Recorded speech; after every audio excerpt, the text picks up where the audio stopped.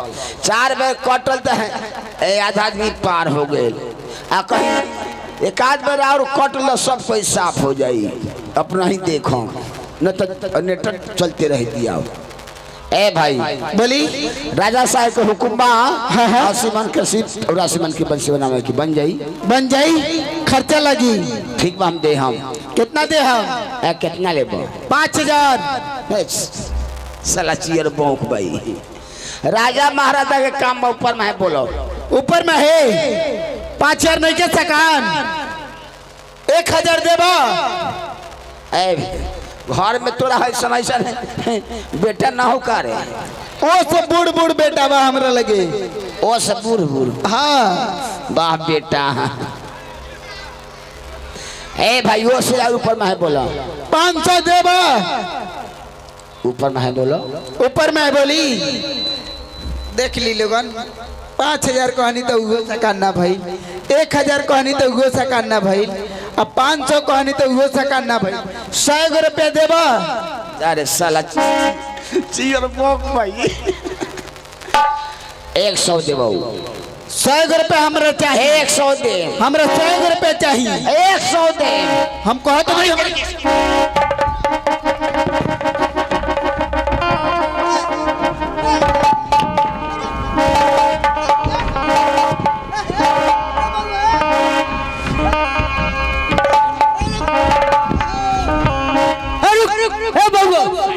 रे बाबू हाँ रे दूरगढ़ में का झगड़ा भरा हुआ का बात बा हाँ हम कहनी है कि 100 रुपया चाहिए आई कहता कि हम 100 रुपया दे हम ए चपाट मारो दूरगढ़ में है अरे 100 कहा 100 गो कहा पांचवा एक के भेज बोलते बार बोलते बार साले बाग फरका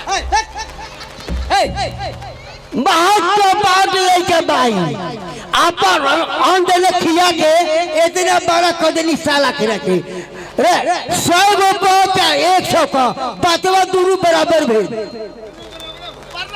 प्रणाम प्रणाम क्या ओए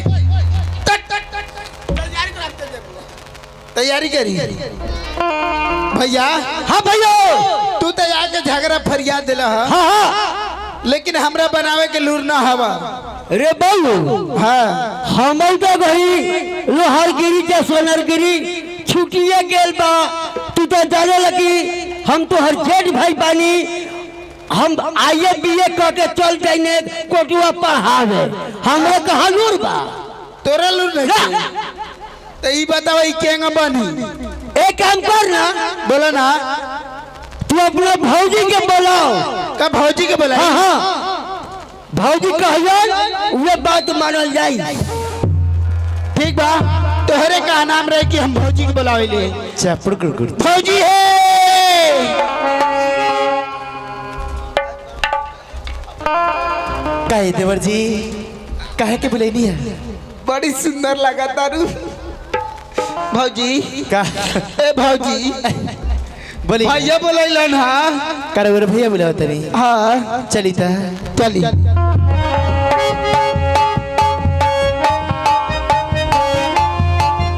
भौजी है का ये भैया बड़ा का जी देखो काहे के रुआ काहे के बुलेनी है बोलनी है तोरे के राजा साहब के हुकुम बा 80 मन के बंसी 84 मन के चीप बनावे के बा मगर न हमरा से बनी न हमर छोटे भाई से बनी सुनी ना हाँ जब रुआ के छिबंसी बनावे के लिए नहीं खे ना आ देवर जी के छिबंसी बनावे के लिए नहीं खे ना नहीं खे आ हमके तो बिल्कुल ना बा तो नहीं खे तो एगो काम करी का ई राज के छोड़ के चले कहीं दूसरा राज में भाग चले हाँ चलो हमने के भाग चला तबे जाके हमने के प्राण बाची न तो हमने के प्राण न बची हाँ हाँ चलो भागा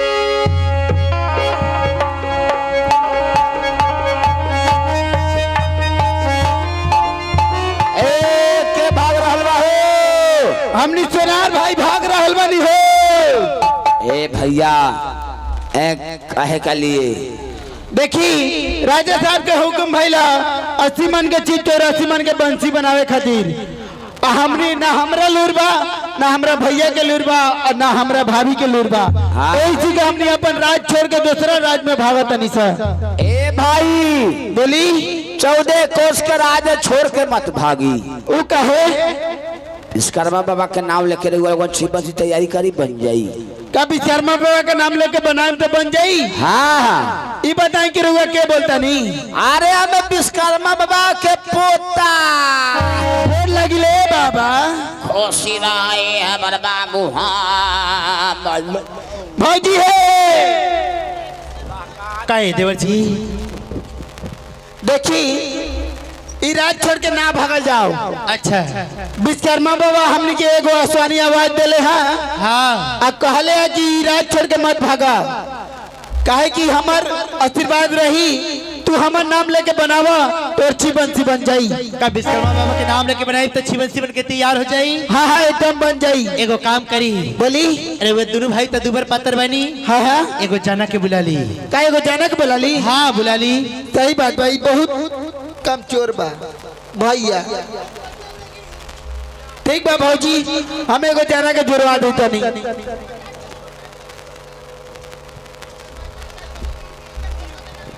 ओ भाई साहब कोई बानी हो कहा भैया आई एगो काम बटे आ गई। अरे तुम तो ठहर परदेसी तुम तो ठहर परदेसी साथ का निभाओगे तुम तो ठहर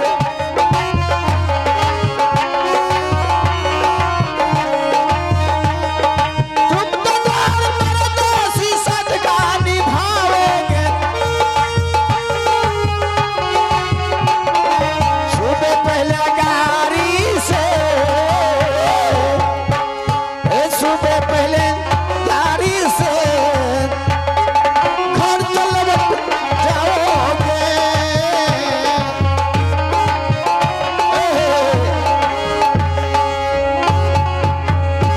कहा भाई एगो जाना के बुलावा जाई तो तू सुबह पहले गाड़ी से घर को लौट जाएगी। तब हो जाले आई आए एगो काम बा का 80 मन के छिप 84 मन के बंसी बनावे के बा। हाँ हाँ हमार देवर जी स्वामी जी कमजोर बनी वहाँ के कोयला झोंक दिए हम भाफी लगा देते नहीं अब तो घर चला दिया। हाँ बाकी पैसा लागी। पैसा लगी मिली अकेला कंपनी हमारे 1000 बा। 1000 हाँ खिया पिया के दिया पहले चली। छिप बंसी तो बनाई चली तैयारी करी।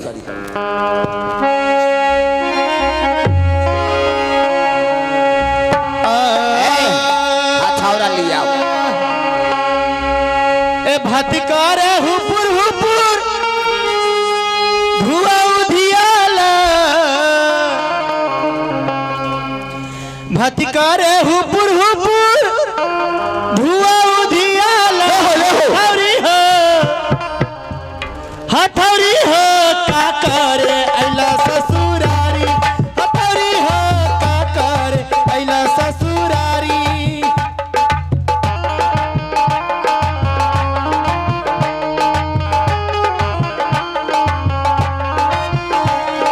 भटकारे हुपुर हुपुर धुआ उधियाला भटकारे हुपुर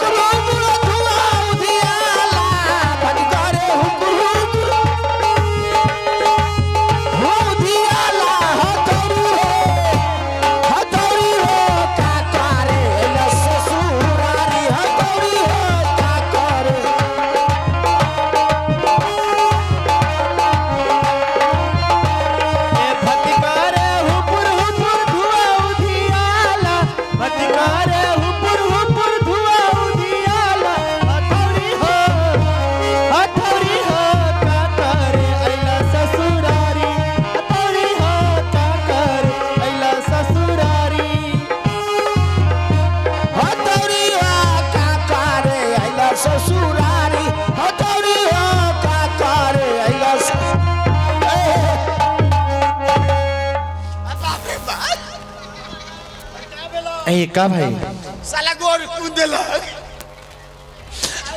हमरा से ही अब काम ना होई काहे हमार बनिहारी जी अखियाई हम चली आई जगी जी अगर वो आवाज सुना तनी तब मंच पर आई हई सोनार के छी बंसी के नेक लागेला रे वो नेक देख के जाई आई अगदी से सोचना है ऊपर आइए मोछ पर हाथ धरिए डांड पर हाथ मत हिलाइएगा आई हो जगी दादी जी हो चाची जी 5000 कामर रुपया दे दी हो दादी जी 5000 कामर रुपया दे दी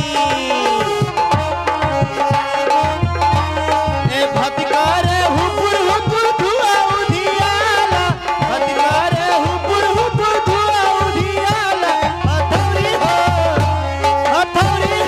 का करे आइला ससुरारी हथौड़ी हो का करे आइला ससुरारी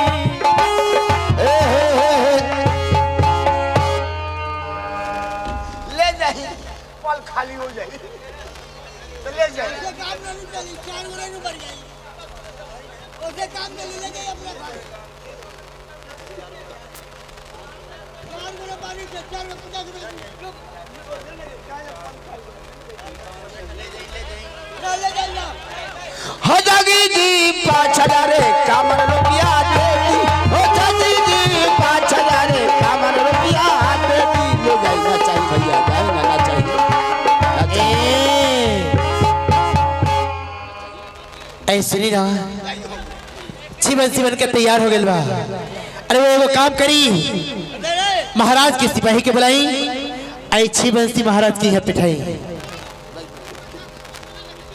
भैया अरे भैया से बन गई हाँ हाँ बन गई काका हो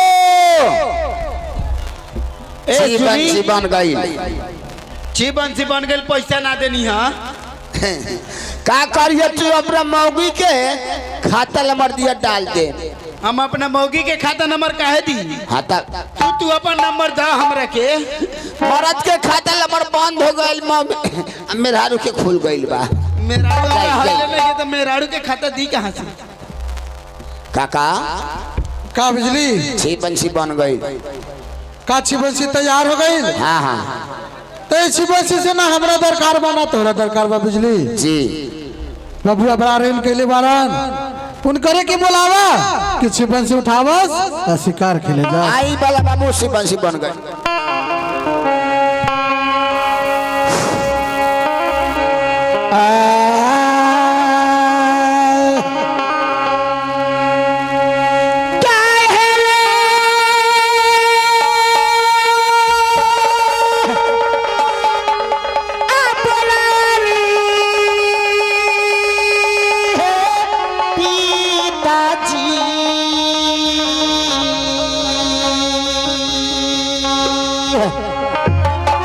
भेजी के होसी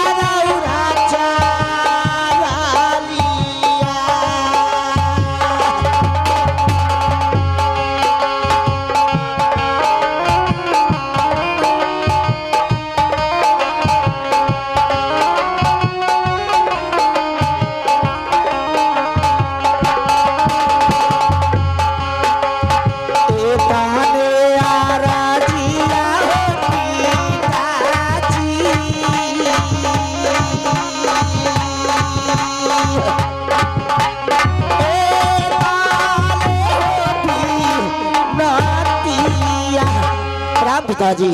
खुश रहा बबुआ। पिताजी हाँ बबुआ, काहे के बुलाहट भइला पिताजी? तोरा के वही कारण से बोलली है बबुआ कि छिप बंसी खातिर तू बड़ा रेन कैले रहा। छिप बंसी तैयार हो गइल बा, छिप बंसी उठाव और शिकार खेले जा। पिताजी कच्छ में से तैयार हो गई। हाँ बबुआ। बिजली पिताजी छिबंसी के तैयार करा दिले। पिताजी हाँ बबुआ। बिजली से उठा के हमरा कंधा पर रखवा दी कि हम गंगा के घाट शिकार खेले चले। बिजली बबुआ के कहना बा कि बिजली से उठवा के हमारे कंधा पर रखवा दी कि हम गंगा के घाट शिकार खेले जाएं। ऐसे हमरा कोई दरकार नहीं की। हमरा कोई का तो ना उठे बा। पिताजी हाँ बबुआ। का बिजली ना उठाई? चलो बिजली उठाई ना, चलो उठा ना सके ना उठाई यहाँ से हम चल।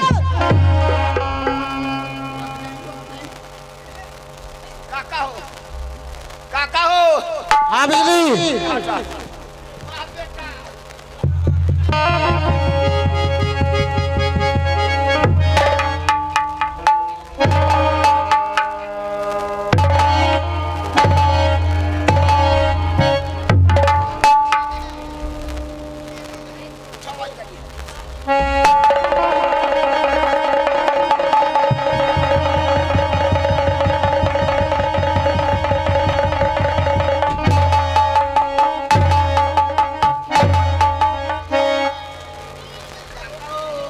का बिजली हमरा से ना उठला बा।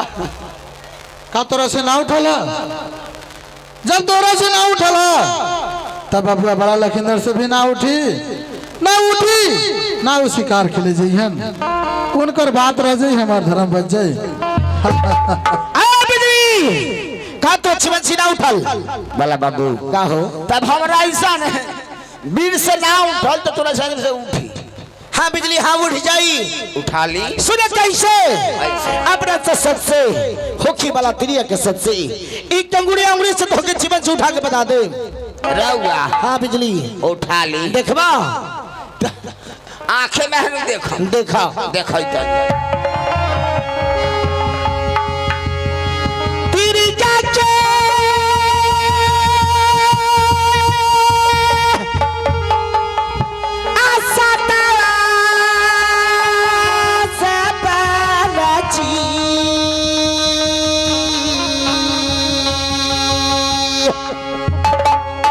उठाई है छी पापा रासिया।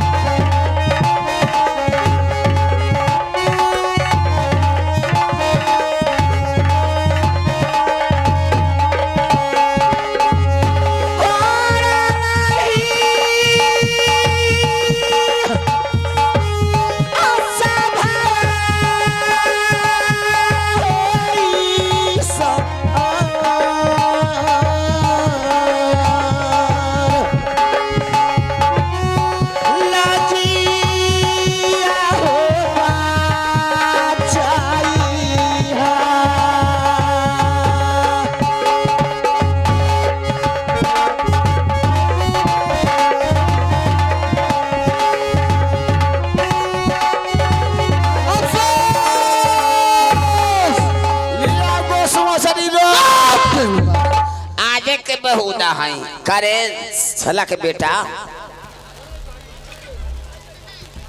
है गांव भर के बेटे गहुमाला बेटा है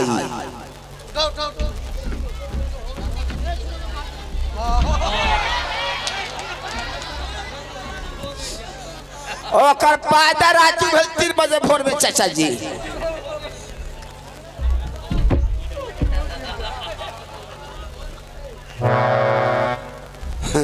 बउआ बेटा गिर गए का माई के दूध न पी के आ रहे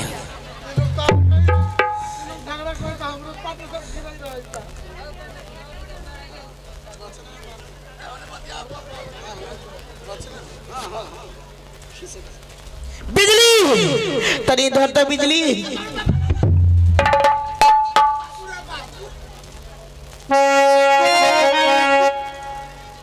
बबुआ जी पिताजी उठावे के तो उठा लेला हाँ शिकार के लिए तो जइबा जरूर पिताजी लेकिन एगो बात सुना बबुआ कौन है समय पाओ जाए से पहले पूर्व घाट शिकार के लिए जी पिताजी पश्चिम के घाट शिकार के लिए हाँ पिताजी उत्तर के घाट शिकार के लिए जी पिताजी दक्षिण घाट हर किस्मत जइहा दक्षिण घाट बबुआ बिसहर जोगिन रहेला अच्छा 6 गो बेटा के मार के 6 गो घाट पर धे देला हाँ सतवे पे तोहर जन्मा बबुआ तू एगो सूरजपुर के दीपक बाड़ा तोरा के बिसहर देखने के चाहत यही से कह रहल बानी कि 3 घाट शिकार के लिए चौथा घाट यानी कि दक्षिण घाट ना जइहा ठीक बा पिताजी प्रणाम पिताजी खुश रहा बबुआ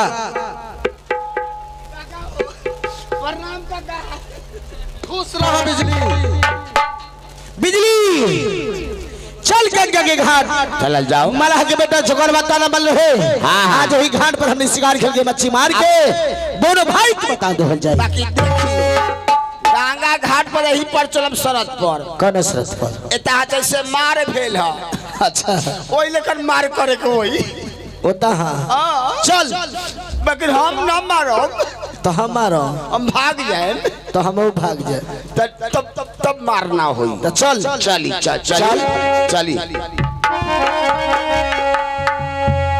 हो चला बाबा आ चला बे बिजली गागा जी को घाटिया चला जा हे भगवान चला जाओ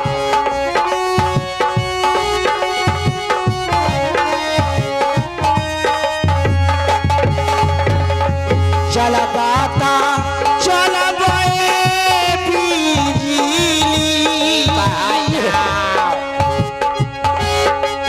गागा जी को घाटिया चला जाओ गंगा जी का घाट पर चला जाओ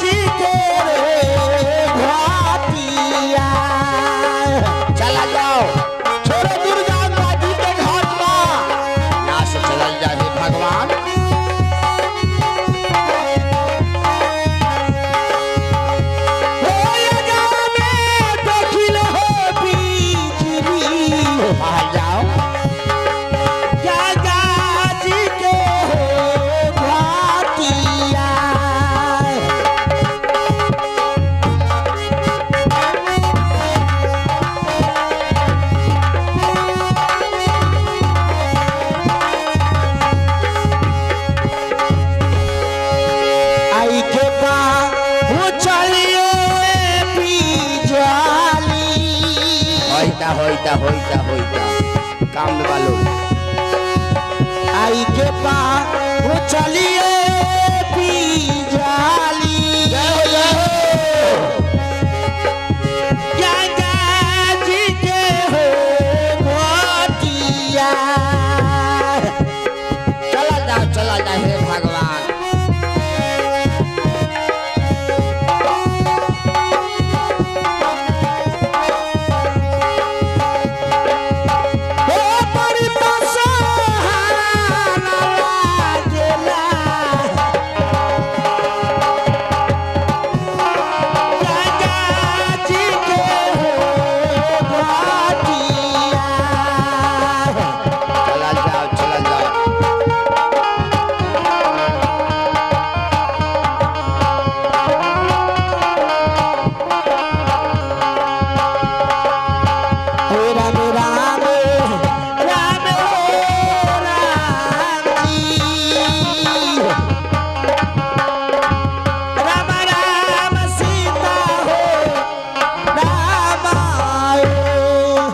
ये गंगा की घाट हाँ ये अरे बड़ी सुंदर बड़ी सुहाना लगता बिजली खोल पर से शिकार खेले रास्ते कोई डर के काहे गई खोला खोला प्रेम से खोला नाक में लोर चुए लागो रे चुपा न रो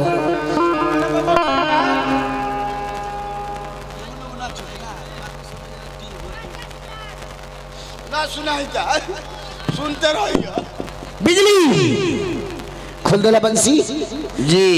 चल पहले पूर्व घाट शिकार खेल जाओ चला जाओ तब पश्चिम चले जाई जी। उत्तर चल के दक्षिण घाट शिकार करके घर से चले चला जाओ चला चली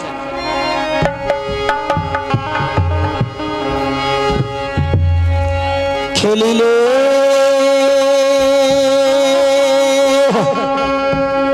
आशिका